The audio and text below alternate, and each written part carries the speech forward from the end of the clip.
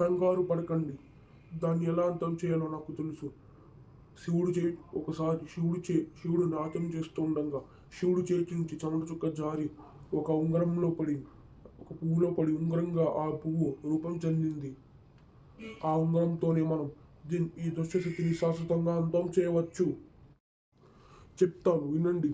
అది ఇక్కడ నుంచి ఒక 5 కిలోమీటర్ల దూరంలో ఒక అడవి ఉంది. ఆ అడవిలో ఒక గుహ ఉంది.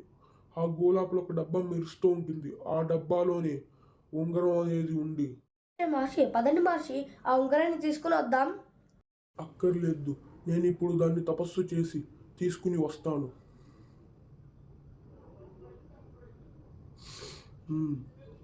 నేను నా ఆశ్రమం దగ్గరికి వెళ్ళి దాన్ని ఇప్పుడే తీసుకుని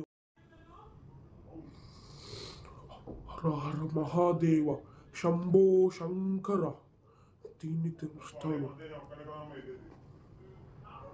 ఇది ఆ మా అఖండ ఉంగరం. పదండి దాన్ని అంతం చేద్దాం. ఈ ఉంగరం పెట్టుకోగానే నాకేంటి ఇంత శక్తి వచ్చింది? ఈ శక్తితో వాడిని అంతం చేసేద్దాం. లేదు, నా అంతం ఈ రోజు నేను అంతం అవ్వకూడదు. లేదు, వద్దు, వద్దు. ఆ ఉంగరం శక్తితో నన్ను అంతం చేయదు, లేకపోతే నేను నిన్నే అంతం చేస్తాను.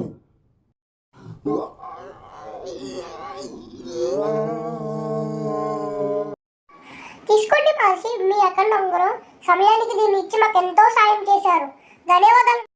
మీకేమైనా ఆపద కలిగినప్పుడు నన్ను తలుచుకోండి, నేను మీ దగ్గరికి వస్తాను. సరే, ఇంకా నేను వెళ్ళొస్తాను.